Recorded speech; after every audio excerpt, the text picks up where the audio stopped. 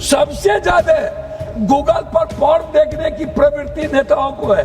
सम्राट चौधरी के सीएम बनते ही लगातार पप्पू यादव एक्टिव हैं। पप्पू यादव ने यहां पर भी बयान दिया और कहा कौन सी मजबूरी थी, निशांत को सीएम क्यों नहीं बनाया गया, कौन सी मजबूरी थी। तो वहीं पप्पू यादव सदन में गरज रहे हैं, क्या कुछ कह रहे हैं वो अपने वीडियो के शुरुआत में सुना कि नेताओं में सबसे ज्यादा आदत है, किस बारे में बोल रहे हैं ये भी आप पूरे वीडियो में सुनिए और देखिए क्या कुछ पूर्णिया सांसद पप्पू यादव बोलते नजर आ रहे हैं। चाहता हूं कि आप अध्यक्ष महोदय 2014 की फ्री लेजिस्लेटिव काउंसिल पॉलिसी कहती है कि कोई भी विधेयक 30 दिनों तक सार्वजनिक परामर्श के लिए रखा जाए और इस संवैधानिक संशोधन की प्रतियां सांसद को सत्र शुरू होने के केवल 2 दिन पहले मिला। ना कोई विशेषज्ञ समिति से चर्चा हुई, ना राज्यों से परामर्श हुआ और ना ही किसी भी तरह के समिति को सौंपा गया, डायरेक्ट यह बिल लाया गया। क्या यही लोकतंत्र की बड़ी परिभाषा है? अध्यक्ष महोदय, इस देश में गरीब माँ जब लोरी सुनाती है अपने बच्चों को गांव में, मिडिल क्लास की महिलाएं, लोअर क्लास की महिलाएं, तो वो इसीलिए सुनाती है कि उसको भूख का, अभाव का या किसी भी तरह के संकट का याद ना आए, वो चुपचाप सो जाए। इन्हें नहीं पता गांव की महिलाओं के बारे में। आज़ाद हिंदुस्तान से लेकर आज तक इस कंट्री में महिलाओं का पूजा तो हुआ, रेस्पेक्ट कभी नहीं हुआ। सती प्रथा, विधवा प्रथा, बांझ, भ्रूण हत्या, दहेज, खिलाड़ियों का शोषण, महोदय घरेलू हिंसा, कोई भी रेस्पेक्ट आज तक सभापति महोदय इस भारत में आज के दिनों तक सबसे ज्यादा, आपको यदि मैं सुना दूं तो आपको आश्चर्य होगा, अहिल्या का सम्मान नहीं हुआ, कौशल्या का नहीं हुआ। यही मनु स्मृति वाले लोग सावित्रीबाई फुले का घर जला दिए थे। यही जो लोग आज महिलाओं की बात करते हैं, उन लोगों ने कभी भी महिलाओं की शैक्षणिक, महिलाओं की सामाजिक, महिलाओं की आर्थिक और महिलाओं की राजनीतिक आजादी को घर में कैद रखा। कभी भी आपको मैं 100 उद्योगपति इस देश को अध्यक्ष महोदय, सभापति महोदय चलाते हैं।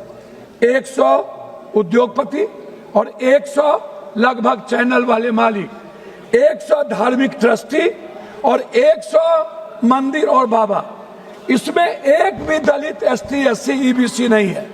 मैं आपसे सभापति महोदय पूछ रहा हूं, जो इस कंट्री को चलाते हैं 100 उद्योगपति, उसमें एक भी ईबीसी नहीं, एक भी ओबीसी नहीं, एक भी एसटी, एससी नहीं, एक भी माइनॉरिटीज के लोग नहीं। इनका रिप्रेजेंट कौन करेगा? क्या कभी महिला आरक्षण की बात होगी?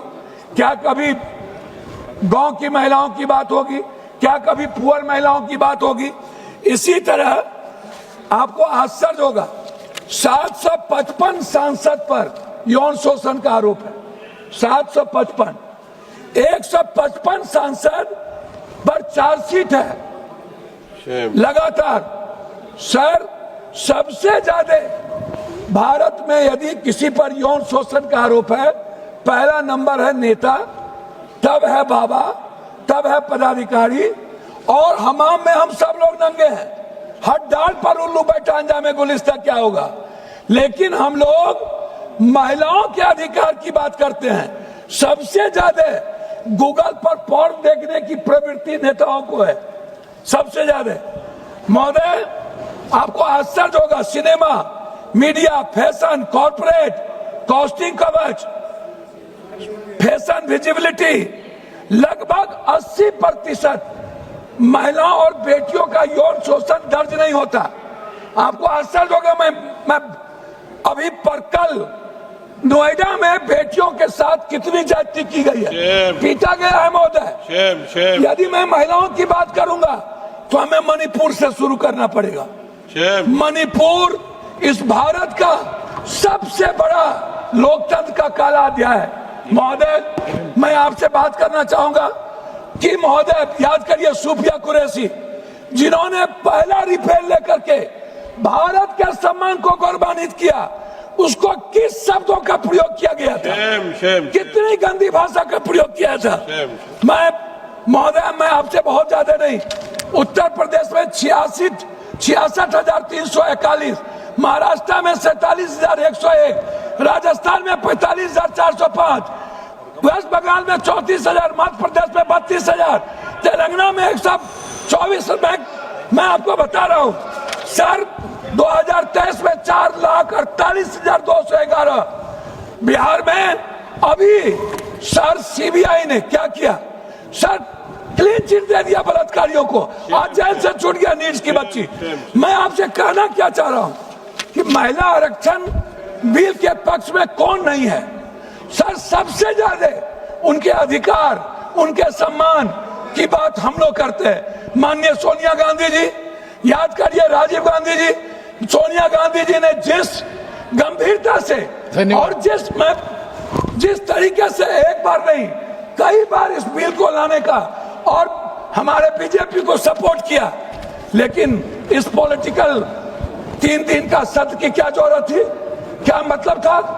आप जानते हैं कि आप 3 तिहाई आपने एक तरफ संवैधानिक बिल लाया और 2 बिल आपने जनसंख्या और आपने परिसीमन का जोड़ दिया। आपको भौगोलिक परिसीमन का ज्ञान नहीं, आप सर्च खत्म करता हूं।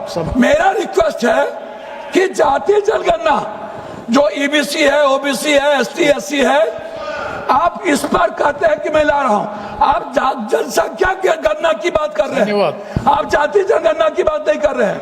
मेरा कहना आपसे है कि हुजूर, असदुद्दीन मैं कंप्लीट कर रहा हूं, ये मेरा ये लिस्ट है, आपको मैं ये नौकरशाही मैं लास्ट कर रहा हूं।